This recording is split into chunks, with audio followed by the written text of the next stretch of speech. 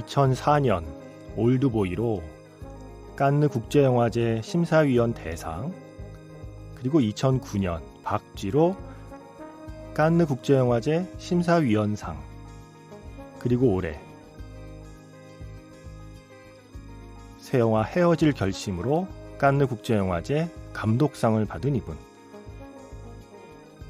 칸느 박이라 불리는 사나이 박찬욱 감독님과 함께합니다.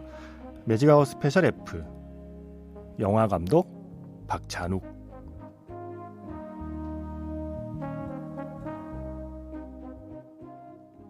(6월 25일) 토요일 FM 영화음악 시작하겠습니다. 저는 김세윤이고요. 오늘 첫 곡은요, 박찬욱 감독님의 첫 번째 신청곡이었습니다. 이치현과 번님들의 다가기 전에. 반갑더라고요. 이 제목을 보는데 너무 반가운 곡이라 얼른 선곡했습니다. 신청곡 부탁드렸더니 10곡을 주셨어요. 이거 다 못 트는데 오늘 다 못 트는 곡은 중간중간 앞으로 박찬욱의 신청곡이라는 핑계로 가끔 들려드리도록 하겠습니다.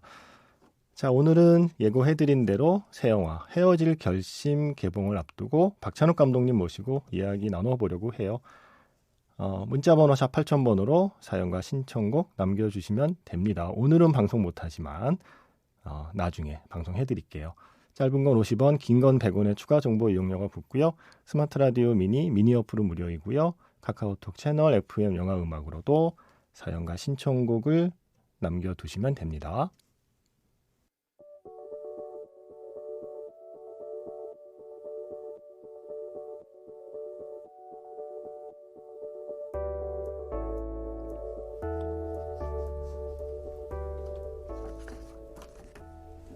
박찬욱 감독님 오셨습니다. 안녕하세요. 안녕하세요. 네, 반갑습니다. 반갑습니다. 네, 제가 이 자리에서 뵙는 건 처음인 것 같아요. 예. 제가 주로 작가로 일하고 있어서 부스 밖에 있을 때가 많았는데 이 앞에 앉아서 이제 감독님을 처음 인터뷰하게 됐습니다. 일단 축하드립니다. 예, 고마워요. 네, 이제 다시 칸느 박이 되셨어요. 쑥스럽게. 이게 봉준호 감독께서 칸느 봉이 되었다가 이제 다시 칸느 박의 타이틀을 가져가셨습니다. 제가 그 질문을 부탁드렸더니 청취자분들도 이걸 궁금해하셨어요. 칸느 박이라 불리는 기분이 어떤지. 그게 저 류승환 감독이 놀리느라고 하기 시작한 건데 어떻게 퍼져가지고요. 류승환 감독 맞죠? 예. 네, 제가 처음에 누가 했을까를 생각해봤는데 누구겠어요, 그게. 류승환 감독밖에 없던데. 예. 그래서 그 봉준호 감독은 이제 오스카봉이니까 참 모르겠습니다. 이번에 폐막식에 갈 때 보통은 수상 가능한 팀한테 통보를 하잖아요. 폐막식에 오라고. 그럼 폐막식에 갈 때 이미 약간은 예상하고 가시는 거죠. 그렇죠. 뭔가는 상을 주는가 보다 하는 거죠. 네. 그 상이 혹시 어떤 상일 거다라는 예상 혹은 어떤 상이었으면 좋겠다는 생각을 혹시 하고 가셨나요? 물론 황금종려면 좋겠다고 생각은 하죠. 그 기대, 희망은 하죠. 네. 근데 동시에 이제 남우주연상, 여우주연상 중에 하나면을 같이 받으면 그게 최상이다. 대개는 그런 큰 영화제들은 한 영화에 상을 2개는 잘 안 주려고 해요. 그렇죠. 근데 정말 어쩔 수 없다면 배우상은 추가돼도 돼요. 그러니까 황금종려나 뭐 감독상이나 그랑프리 플러스 배우상 하나는 주는 이례적인 경우가 있죠. 그래서 최상은 그거고요. 그게 어렵다면은 배우상을 받으면 좋겠다고 생각해서 두 사람이 다 훌륭한 연기를 했기 때문에 물론 다른 작품을 제가 보지 않아서 상대적으로 어떨지는 모르지만 그래도 상을 받으면은 내가 좀 어깨가 으쓱하겠다. 이 배우들 볼 낯이 좀 생기겠다. 그렇게 기대를 했지만 결국은 달랐습니다. 그 시상식 끝나고 약간 농담 반 진담 반으로 배우가 상을 받으면 다음에 캐스팅하기 쉬워진다는 말씀을 하셨어요. 그 말은 감독님의 캐스팅 제의를 거절하는 배우도 있다는 건가요? 여전히? 아주 많죠. 아, 진짜요? 예, 그런 교심한 사람들이 많습니다. 근데 뭐 그게 스케줄이 안 맞다거나 뭐 그런 이유도 많고요. 전에 인터뷰에서 말씀하시기를 영화 감독이 신작을 찍을 때는 그 이전에 찍은 작품에 대한 반작용이나 연장전일 때가 많다라는 말씀을 하셨어요. 그거에 비추어 보면 혹시 헤어질 결심을 만들게 된 어떤 시작도 전작인 아가씨의 영향이 혹시 있는 건가요? 아가씨와는 좀 다른 영화를 만들고 싶다? 뭐 이런 욕망이 혹시 있으셨던 건가요? 제 전작은 아가씨가 아니라 리틀 드러머걸이기 때문에 그렇구나. 그 사이에 그것과를 비교하는 것이 더 맞을 것 같아요. 네. 그러니까 리틀 드러머걸 후반 작업 때 구상을 시작했고요. 네. 그때 런던에서 후반 작업을 할 때 정석영 작가가 여행을 왔기 때문에 네. 역시 뭐 일하는 사람들끼리 만나니까 놀면 뭐해 그냥 다음 작품 얘기나 좀 하자 뭐 이렇게 해서 시작했는데 일단은 그 리틀 드러머걸을 외국에서 긴 시간 동안 찍다가 한국 작가를 만나니까 너무 반가워가지고 다음 작품은 꼭 한국 영화를 하고 싶다는 생각했고 또 TV를 하다 보니 영화를 하고 싶었고 그거 두 개가 제일 컸어요. 그리고 또 제가 영국에서 통역을 통해서 이렇게 대화를 해야만 하는 그런 상황에 오래 놓여 있다 보니까 그러니까 말이 잘 안 통하는 네. 그런 처지에 있는 사람을 주인공으로 하는 것이 흥미롭다. 그래서 정석영 작가가 탕웨이를 쓰기 위해서 여자 주인공을 중국인으로 하자고 제안했을 때 제가 네. 탕웨이를 쓰는 건 언제나 그 우리끼리는 늘 하던 얘기였거든요. 여러 해 동안. 네. 근데 항상 언어 장벽 때문에 그녀를 캐스팅하지 못했는데 이번에는 네. 아예 아무것도 없는 상태에서 캐릭터를 처음부터 백지 상태에서 구축하기 시작하니까 뭐가 돼도 상관없잖아요. 네. 그래서 제가 좋다고 했지만 동의를 했지만 탕웨이를 쓸 수 있다는 이유 플러스 네. 이렇게 언어 장벽 앞에 놓인 인물을 주인공으로 만들 수 있겠다라는 그런 생각도 작용했습니다. 그리고 비정한 그 국제 정세, 역사적인 그 오래된 분쟁 막 이런 것을 다루는 리틀 드러머걸 이후에는 그런 컨텍스트가 복잡하게 없고 네. 그냥 아주 단순한 사랑 이야기, 아주 순수한 이야기. 여기서 순수하다고 하는 것은 무슨 뭐 동심의 세계를 그린다는 뜻이 아니고요. 이 영화의 무슨 메시지랄까요? 뭐 이런 것 없이 그냥 영화이게 만드는 그런 핵심적인 요소로만 이루어진 그런 히치콕적인 의미에서의 순수한 영화를 만들어 보고 싶었어요. 네. 그래서 여러 가지 면에서 리틀 드러머걸을 만들고 있을 때 구상한 작품이라는 점이 네. 작용을 했던 것 같습니다.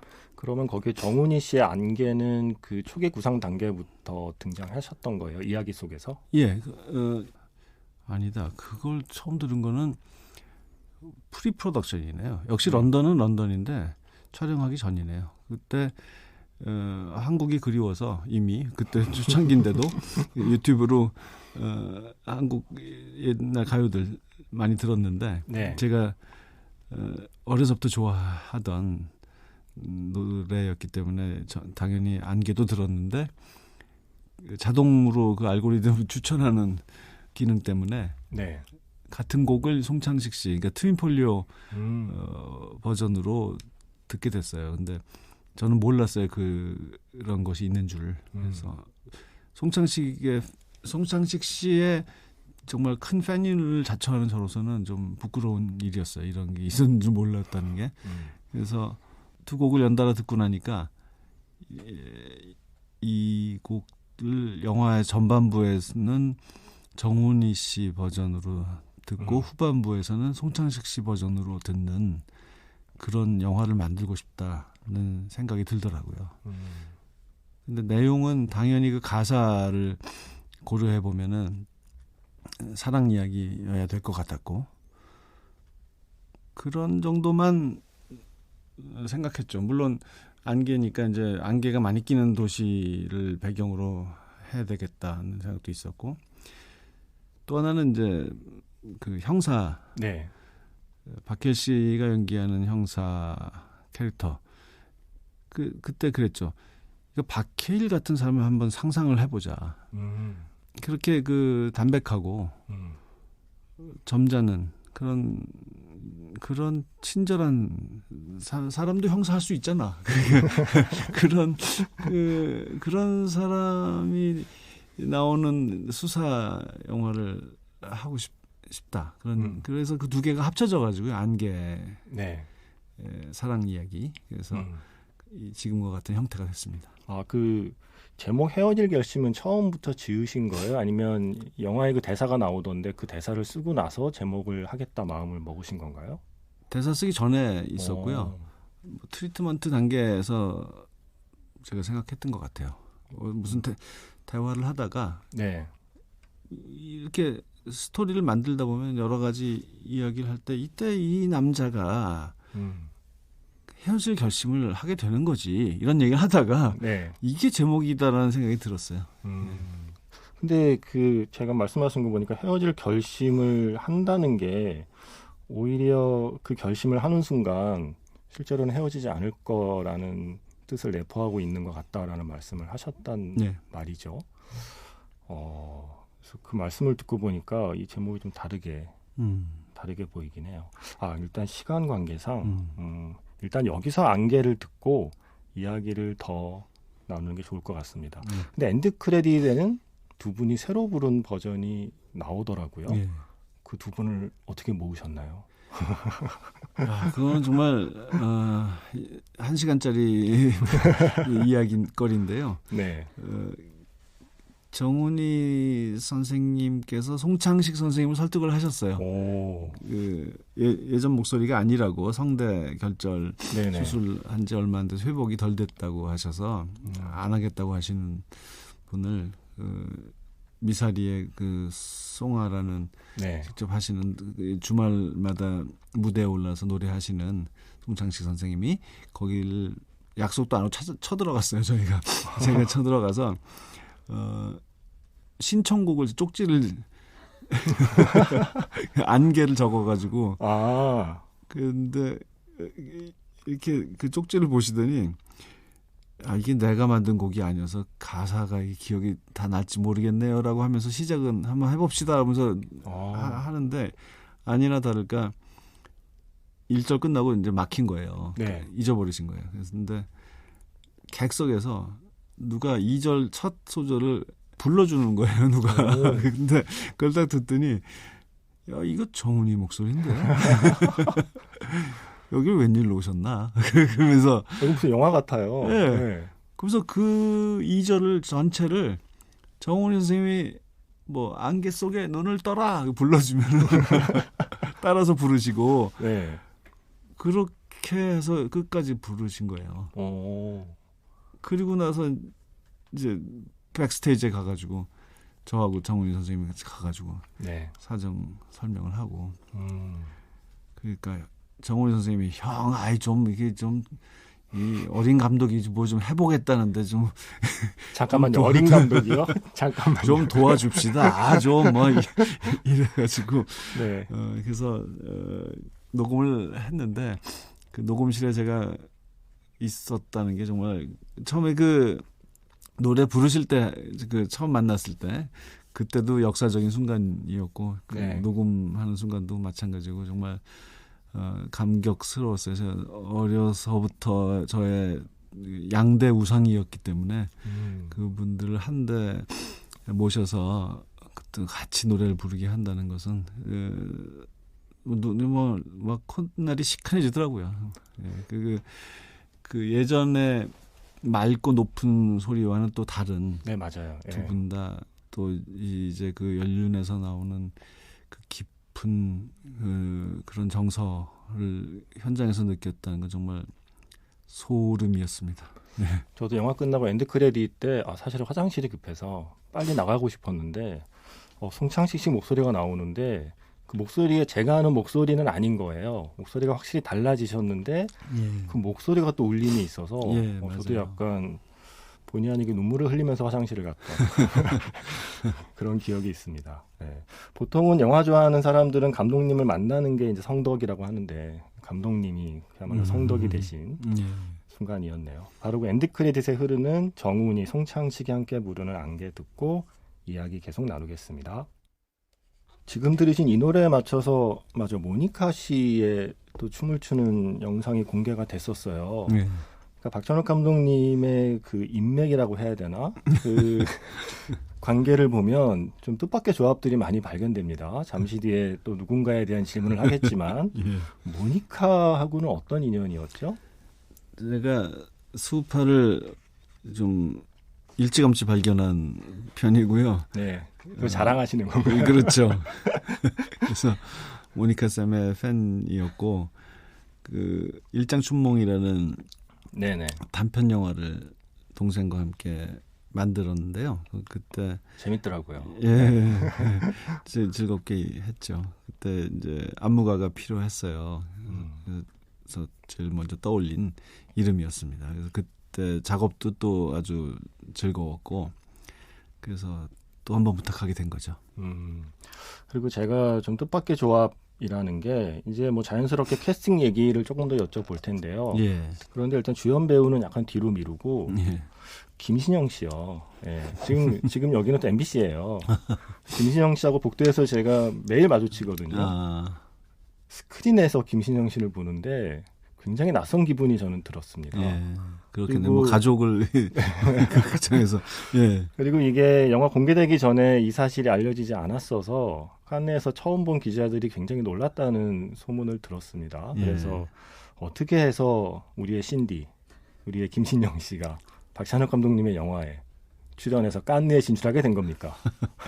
참 그 보안 유지, 철통 같은 보안을 당부하고 노력을 많이 했습니다만 정말 그렇게까지 잘 지켜질 줄은 몰랐어요. 신영 씨와 송은이 씨 모두가 막 입이 간질간질했지만 참느라고 힘들었지만 그래도 잘 해줬습니다. 사실 이 영화 이렇게 말하고 보니까 뭐 정말 그 저의 그 팬심으로 다 모든 게 이루어진 것 같은 느낌이 드는데. 신영 씨도 오래된 팬이었거든요. 우차사 시절에 행리마라는 게 있었어요. 거기서 하는 연기를 보면서 깜짝 놀랐거든요. 뭐 뛰어난 개그맨들 사실 많죠. 근데 그 중에서도 특별하다는 뭐 이것은 취향의 문제일 수도 있겠지만 특별하다는 생각이 들었어요. 그 후도 열심히 찾아서 봤는데 저 사람은 정말 이건 천재다. 그렇게밖에는 표현할 말이 없다는 생각이 들더라고요. 그래서 언젠가 함께 일할 기회가 있으면 좋겠다고 생각을 했는데 그게 뭐 작품과 배역들이 다 맞아야 되니까 이제야 꿈이 이루어진 것인 셈이죠. 사실 이 배우 얘기 여쭤보면 1시간이 모자랄 것 같아서 저 서현우 배우 제가 정말 좋아하는 서현우 배우도 나와서 정말 반가웠고요. 배우 보는 눈이 확실히 있으시네.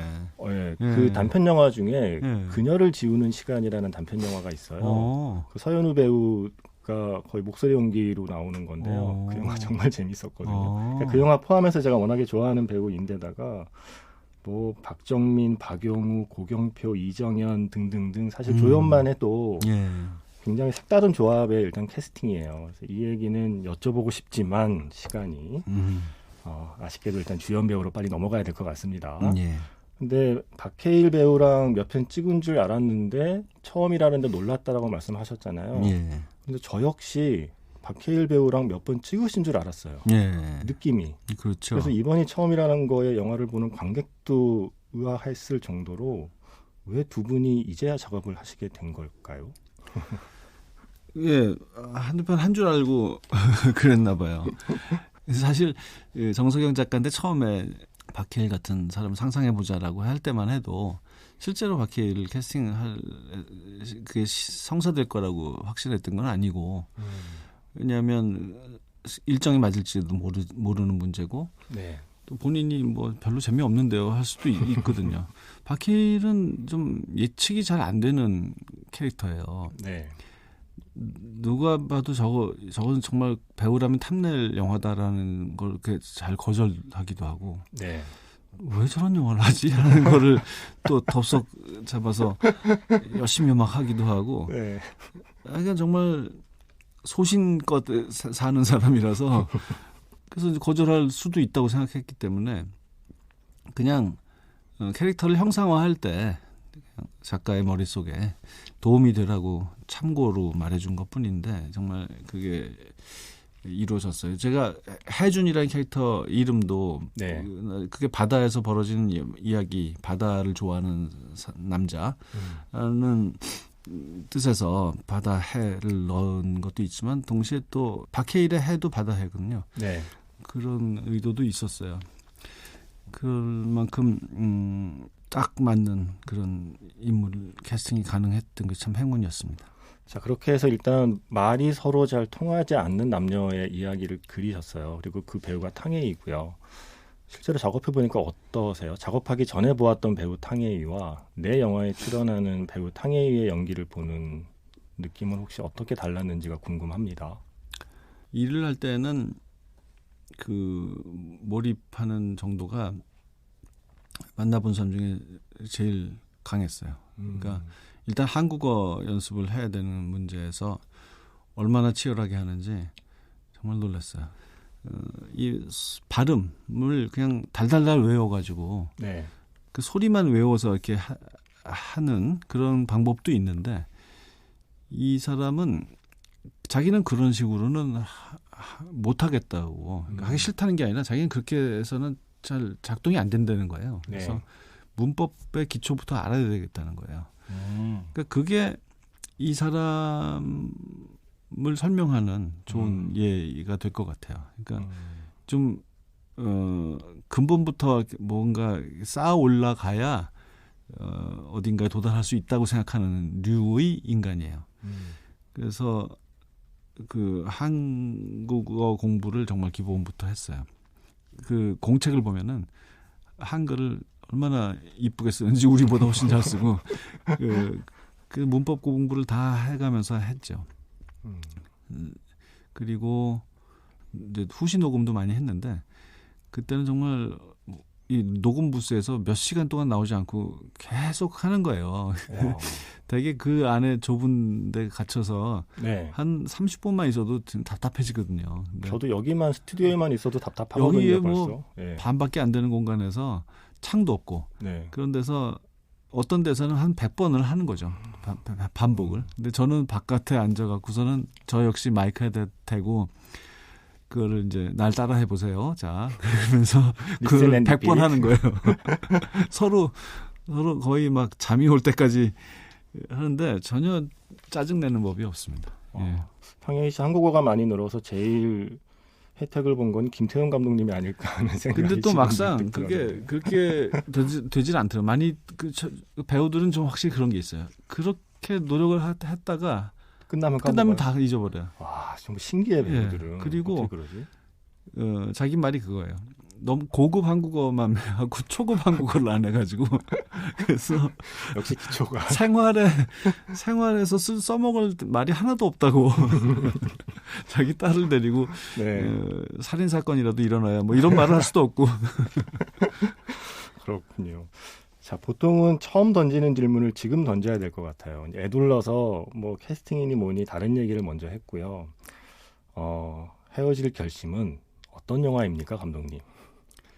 보통 형사가 이제 아름다운 여성 용의자를 만났다. 그러면 어떤 일이 벌어질지 좀 그려지잖아요. 그런 영화들이 많았기 때문에. 네. 그 길을 갈 것 같이 하고 어느 정도 가긴 가는데 네. 조금씩 거기서 벗어나기 시작해요.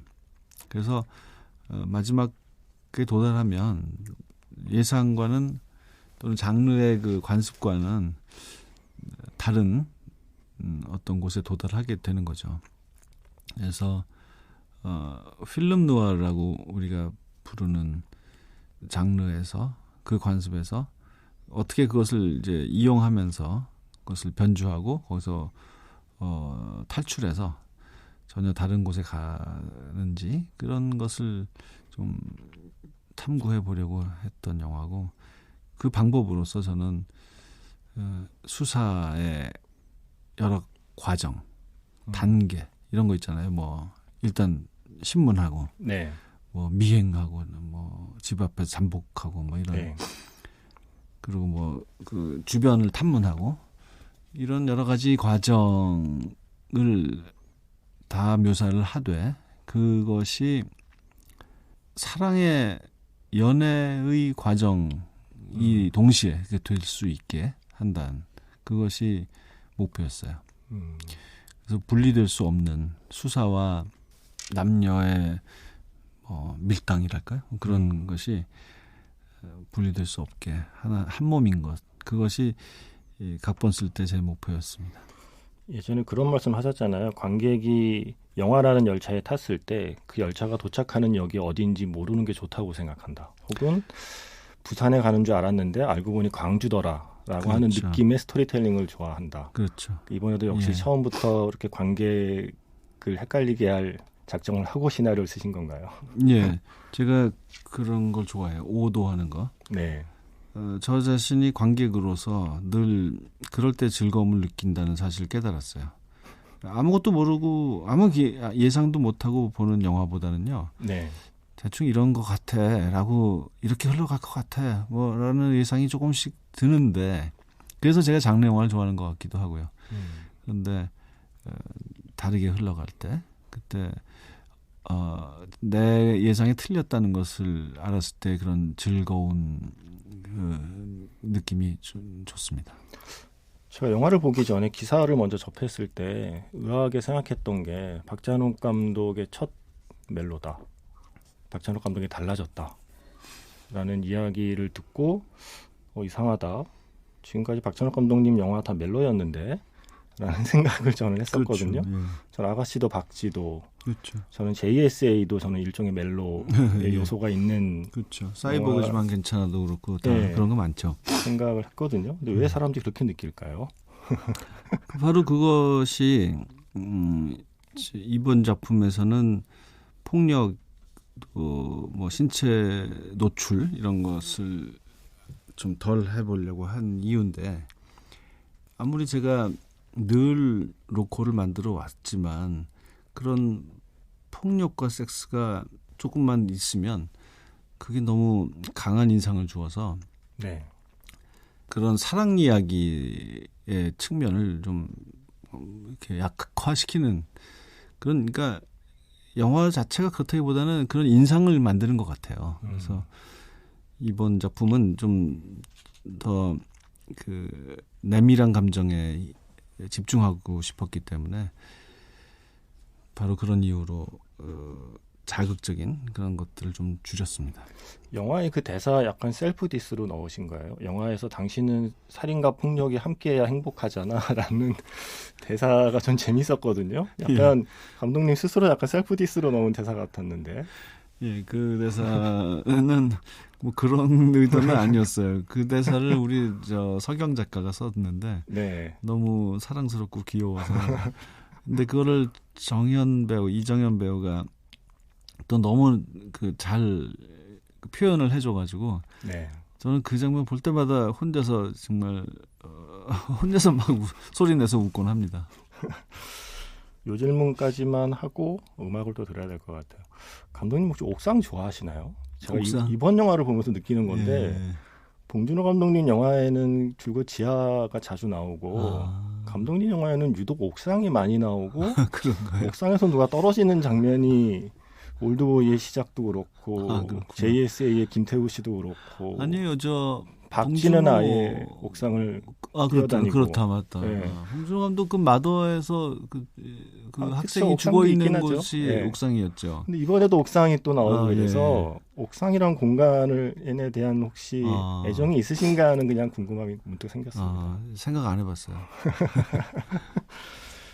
신청곡을 부탁드렸는데 10곡 가까이 주시면서 딱 한 곡을 집어서 이 곡은 꼭 틀어달라고 하셨어요. 예, 산울림의 더더더. 예. 네, 10곡 중에 이 곡은 꼭 틀어야 하는 이유는 뭔가요?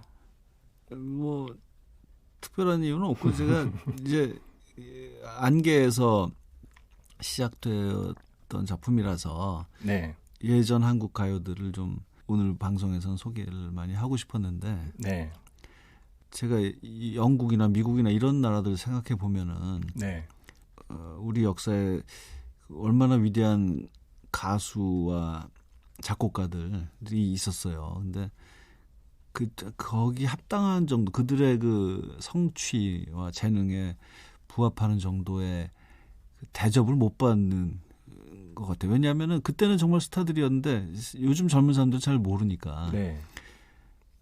그렇지만 다른 나라들은 그렇진 않잖아요. 젊은이들도 그렇죠. 또 위대한 가수들 다 알잖아요. 그러니까 그 참 아쉽다고 늘 생각해 왔고요. 산울림은 뭐 정말 위대한 밴드였고 김창완 선생님이 위대한 싱어송라이터이고 그런데 다른 여러 가지 노래들 많지만 더더더는 그렇게까지 유명하지 않은데 맞아요. 제가 생각하기에는 정말 명곡 중에 명곡이라서 그렇게 했습니다. 박찬욱 감독님의 신청곡 산울림의 더더더 듣고 이야기 계속 나누겠습니다. 산울림의 더더더 듣고 왔습니다. 지금 뭐 질문 한 반도 안 했는데 시간이 다 끝났어요. 그 얘기할 시간에 질문 하나 더 하겠습니다. 네, 빨리 하겠습니다. 이거 근데 영화를 보셔야 알 텐데 요거 하나는 정말 여쭤보고 싶었어요. 감독님에게 숨소리란? 이게 왜냐하면 예. 박쥐에서의 그 병원 정사씬에서 그 두 사람의 숨소리에 어떤 의미를 담았는가에 대한 말씀 많이 하셨잖아요. 그래서 그 영화 보게 되면 지금도 다시 보게 되면 그 장면에서는 사운드를 제가 키우거든요. 병원씬에서의 두 배우의 숨소리에 집중하려고. 이번 영화에서는 아예 두 배우가 함께 호흡을 맞추고 그 숨소리를 되게 크게 한 2번, 3번 정도 관객이 듣게 돼요. 그러니까 대사 없이 숨소리만으로 둘이 감정을 교환하는. 그래서 숨소리라는 게 감독님에게는 어떤 표현의 도구인지를 여쭤보고 싶었습니다. 일단은 사운드가 관객한테 참 영향을 많이 주는데 네. 그 중요성에 비해서 많이 그걸 사람들이 그만큼 중요하게 다루지 않는 것 같아서 참 늘 저라도 그걸 열심히 좀 할 수 있는 데까지 탐험을 해보려고 늘 생각을 해요. 무슨 작은 효과음 하나라도. 네. 대사는 말할 것도 없죠. 근데 대사도 배우가 잘하면 이거 하나밖에 없을 것 같지만 이게 정답일 것 같지만 무수히 많은 가능성이 있고 이것저것 시도해볼 가치가 있어요. 그런데 호흡, 숨소리도 대사의 한 부분이라고 생각하자. 네. 어느 순간부터 제가 그런 깨달음을 얻게 됐고 JSA 때부터인 것 같은데 그래서 대사가 없는 중에 사람들은 좀 더 귀가 예민해지고 그럴 때 숨을 어떻게 쉬느냐는 것이 거기에도 많은 감정이 담겨 있다라고 하는 것을 깨닫게 됐어요. 그래서 늘 후반 작업을 할 때 녹음을 할 때 그 얘기를 배우들에게 강조하곤 합니다. 특히 냄새를 맡는다거나 또는 뭐 숨이 가빠진다거나 이런 여러 가지 상황에서 다양한 그 숨소리가 가능하고 그거 가지고 생각보다 많은 큰 감정들 표현을 할 수가 있다. 이런 생각을 갖고 있습니다. 이번 영화 공개되고 나서 히치콕 영화 같다라는 얘기를 제일 많이 들으셨죠. 시인에서도 그런 얘기가 제일 많이 나왔고요. 기분이 어떠세요? 많이 알려진 얘기지만 감독님이 영화 감독이 되겠다고 결심한 게 히치콕 영화를 보는 도중이었다고 하셨잖아요. 예. 대학교 3학년 겨울방학. 예, 현기증이라는 영화죠. 네. 대학교 3학년 겨울방학 정확히 기억하시면서 현기증을 보던 도중에 영화 감독이 되겠다라고 결심하신 분이 영화를 만들었는데 사람들로부터 영화가 히치콕이 만든 것 같다라는 평을 받았을 때 그때의 기분은 어떠셨는지 궁금합니다. 처음에는 아닌데 이런 반응이었어요. 왜 그러지? 나는 한 번도 생각 안 해봤는데 내가 작가와 함께 본 영화는 밀회라는 데이빗 린 영화였는데 네. 그러다가 사람들이 이런 점이 비슷하다고 하니까 그걸 듣고서 아 정말 그렇구나 수긍할 수밖에 없었고요. 네.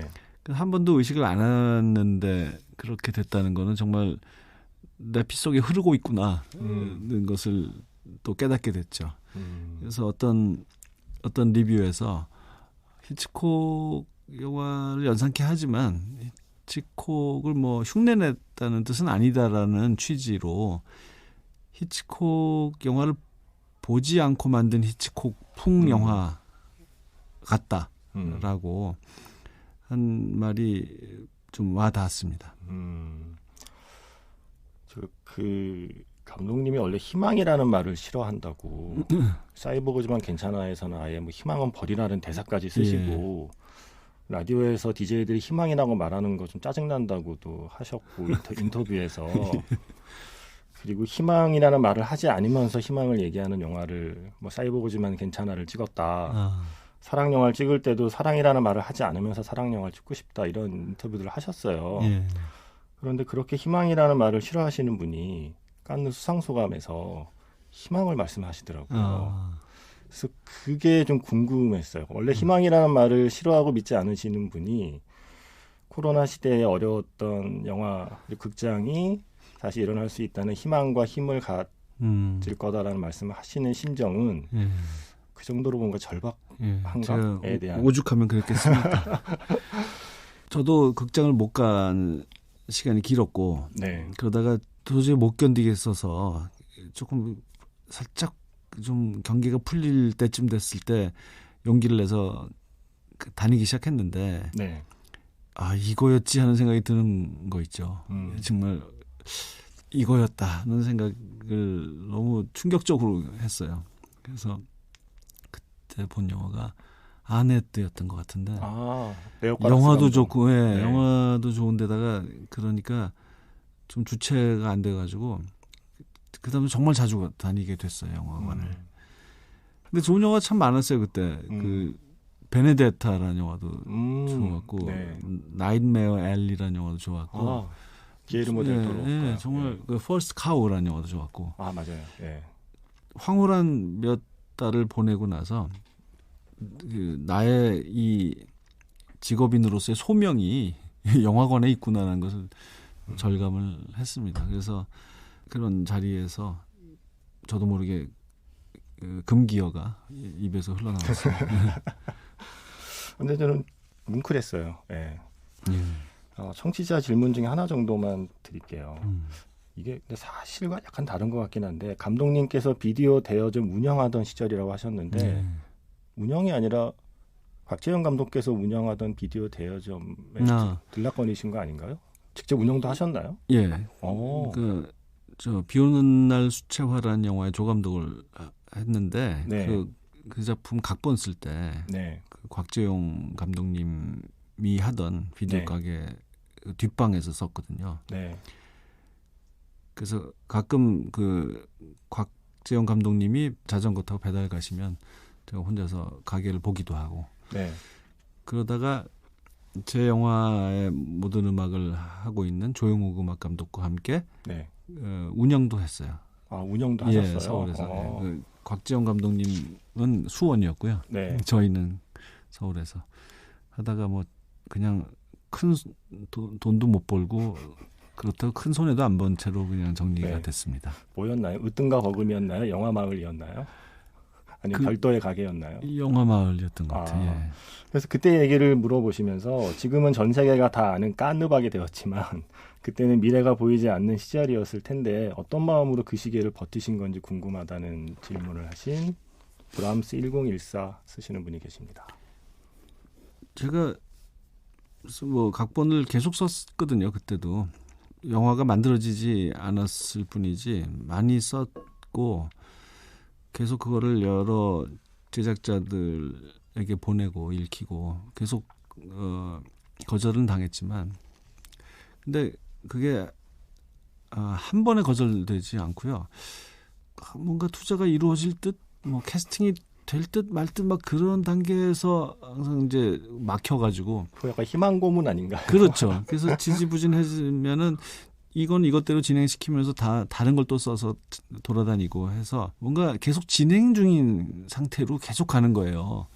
막 3년, 4년 또 한 편 만들고 나서 또 다시 3년, 4년이 그렇게 가고 그러니까 이게 참 단념이 안 되고 뭐 될 듯 말 듯 하니까. 도박하는 사람들도 뭔가 딸 것 같으니까 계속 안 떠나고 있잖아요. 네. 그런 세월이었던 것 같아요. 네. 그래서 저는 어떤 책에 쓰신 글에 그게 있었어요. 뭔가 대단한 일을 할 거라는 착각 속에 살아라. 그 힘으로 버틴 것 같다라는 말씀을 하셨는데 실제로 대단한 일을 연이어서 하고 계시네요. 예, 뭐 그런 것도 있고 또 이제 막 잘 되고 있는 사람들 험담하면서 저렇게밖에 못하나 네. 내가 하면 정말 막 이런 그런 허세 네. 이런 것도 더 필요하고 그렇죠. 이거는 질문이라기보다 청취자의 마지막 사연을 소개하면서 마무리를 해야 될 것 같아요. DHIDTOID 쓰시는 분인데 갑자기 일단 사랑 고백을 하십니다. 예. 박찬욱 감독님 사랑합니다. 그 다음 문장이 저희를 믿고 감독님의 그 소중한 취향의 세계를 끝까지 밀고 가셔서 바닥까지 해피하게 보여주세요. 라고 쓰셨어요. 네. 예. 저희를 믿고. 좋아할지 모르겠네요. 근데 이 말은 들으면 어떠세요? 저희를 믿고 소중한 그 취향의 세계를 끝까지 밀고 가라는 말. 예, 저도 그러고 싶은데 참 그게 적정한 선이 필요한데요. 제가 만드는 영화들이 아주 저예산으로 구현 가능한 세계가 아니어서 그 투자를 끌어내기 위한 뭔가는 필요한 거죠. 그래서 저한테는 그러기 위해서 그러니까 동원할 수 있는 유일한 무기가 스타 캐스팅이고요. 어떻게 보면은 연기 잘하고 투자를 끌어낼 능력을 가진 그런 이름을 가진 스타들이 적어도 최소한 그들이 좋아할 정도의 각본을 써야 합니다. 알겠습니다. 마지막으로 이제 헤어질 결심을 보려고 하시는 분, 헤어질 결심을 볼까 말까 망설이시는 분, 아직까지 영업이 덜 된 분. 그래서 감독님께서 헤어질 결심은 이런 영화니까 이렇게 보시면 좋을 것 같습니다라는 말씀을 부탁드릴게요.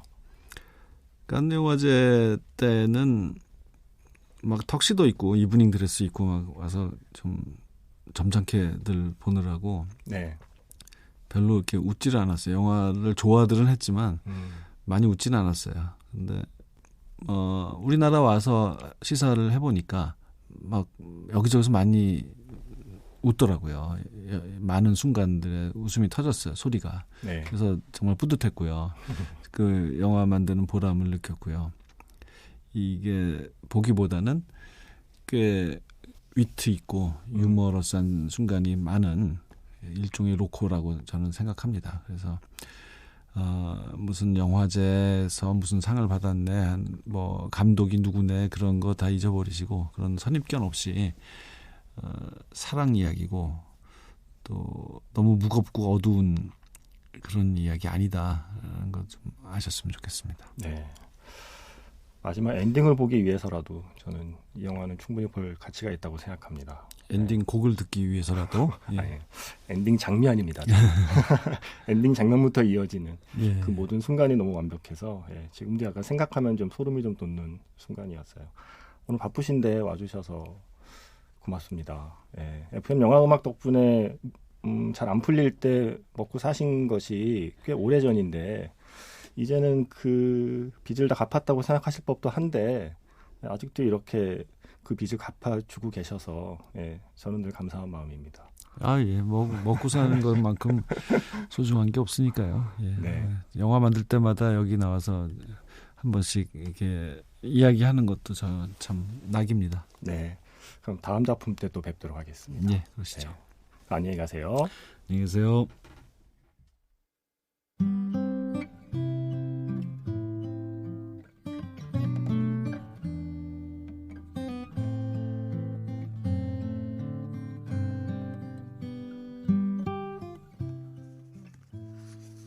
쉽게 모실 수 있는 분이 아니라서 예, 이것저것 너무 많이 여쭈는 바람에 신청하신 노래를 거의 못 들려드렸어요. 박찬욱 감독님의 신청곡은 제가 틈틈이 앞으로 틈틈이 틀어드리도록 하겠습니다.